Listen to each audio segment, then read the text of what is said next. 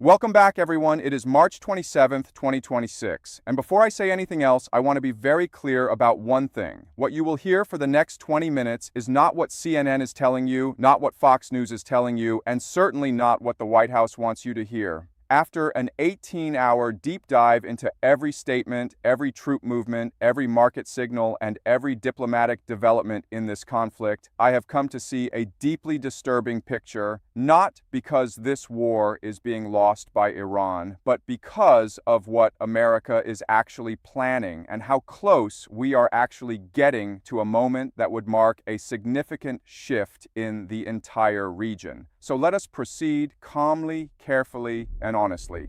What I want you to understand first is the concept of a smokescreen. In military and political strategy, a smokescreen is not exclusive to the battlefield. It is a narrative, an illusion that is carefully constructed to make the enemy and your own people believe in one thing while you are indeed doing something quite different. The White House is now incredibly advanced in running a geopolitical smokescreen. Let us summarize the evidence. Donald Trump gave Iran a 48-hour deadline to open the Strait of Hormuz.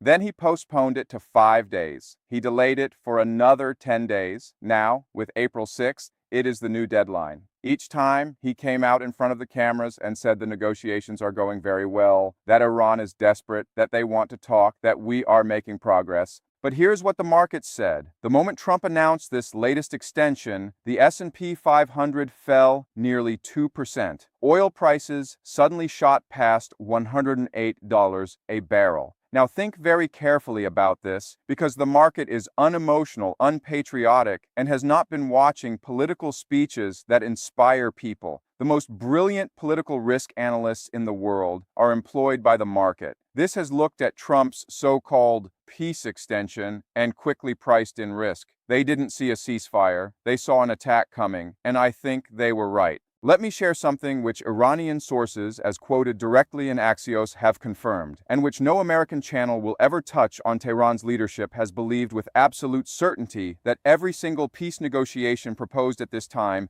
is nothing more than a prelude to the next military strike. Iran is not confused about this. Iran is not naive about this. They watched America do this before, in Iraq, in Libya, in Syria, using the language of diplomacy as a cover for military positioning. And right now, the United States has 2 Marine expeditionary units in the region, the 82nd Airborne Division preparing to deploy, the USS Tripoli assault ship already in position, with thousands more Marines and sailors moving toward the Middle East every single day. You do not send that kind of firepower to a negotiation. When you think about war, you think about using a lot of firepower. So when Trump stands in front of the cabinet, which is only their second meeting this year, and the first since the war started, and he says Iran is desperate and defeated, I want you to think about something simple. If Iran is really defeated, then why is the Strait of Hormuz still closed after 4 weeks? Why are 2,000 vessels still stuck in the Persian Gulf? Why has oil gone up to $108 a barrel? Countries that are defeated do not control the energy supply. Defeated countries do not charge $2 million for ships to pass safely. Defeated countries do not get to decide how they will be defeated. Iran is not defeated. In fact, Iran is stronger when it comes to negotiating than it was before the war started. And that is something Washington does not want you to know. Let me tell you why Iran's location is so important, because I think people in the West do not understand this enough. The Strait of Hormuz is 24 miles wide at its narrowest point.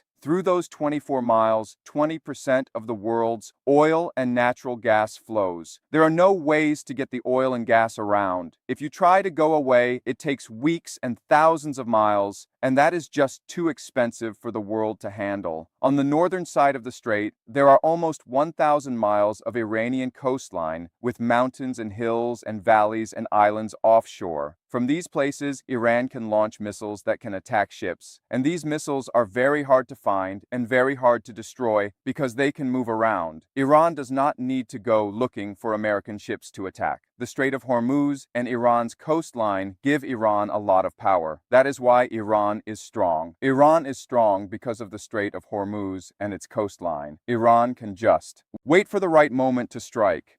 This is what military analysts call a kill zone. If there is an attack in these waters, people will have a few seconds to react, not minutes. Iran has a lot of weapons in this area. They are not the usual expensive ones. Instead, Iran is using drones, sea mines that can be hidden on ordinary fishing boats, fast attack vessels, and small submarines that can operate in shallow waters. These waters are tricky for America's advanced sonar to navigate. A simple Iranian drone that costs around $500 can be a threat to an American warship that costs $2 billion.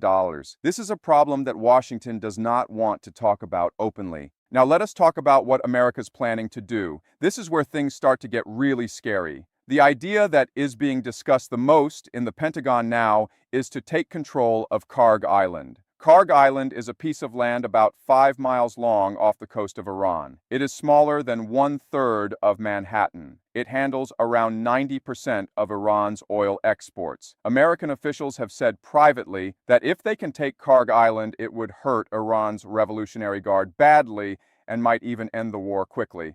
On paper, this plan sounds simple and effective. In reality, it is a plan that even America's closest friends think is a very bad idea. Countries in the Gulf area have been asking Washington quietly not to do this because they think it would lead to American deaths. Iran would retaliate strongly against important buildings in the Gulf area, and the conflict would go on for much longer than Trump thinks. The thing that should make everyone very worried is that Iran already knows about this plan. Iran's parliament speaker Ghalibaf has said publicly that Iran is watching all enemy movements closely. Reports from spies confirm that Iran has been getting ready to defend Karg Island, moving more soldiers there, putting missile systems in place, and building defenses to make it very hard for American troops to land. Iran is not just preparing to defend Karg Island. Iran is preparing to make it a trap for America. There is a difference between these two things, and it is a difference that could cost many American lives more than Trump has told the public to expect. Now, I want to take you through two scenarios because I think this is the honest way I can serve you as an analyst today. Scenario 1. America attacks. America gets the quick win it is hoping for. Let us say the Marines land, they establish their position on Karg Island within 48 hours. They secure the surrounding waters, present Iran with an ultimatum, open the Strait of Hormuz, or America will permanently shut down Iran's oil economy. In this scenario, what happens? Iran's Revolutionary Guard does not simply give up. Some units retaliate. They strike water plants in the UAE and Saudi Arabia, facilities that provide drinking water to millions of people across the Gulf. They activate the Houthis in Yemen to begin targeting oil tankers in the Red Sea. Iran fires missiles at U.S. bases in Bahrain, Qatar, and Kuwait. Suddenly, what Trump promised would be a quick operation becomes a regional war involving multiple fronts. A war that America is not prepared to fight, a war that its Gulf allies do not want, a war that global energy markets will respond to with oil prices that could reach $150 or even $200 a barrel. Trump may capture Karg Island. He cannot control what happens next. Those consequences could spiral far beyond anything currently being planned in the Pentagon. Scenario 2. America does not attack. America does not attack. The diplomatic pressure. The deadlines keep getting extended. In this scenario, Iran's grip on the Strait of Hormuz remains. The global energy crisis deepens. U.S. job numbers continue to deteriorate. Gas prices in America keep climbing.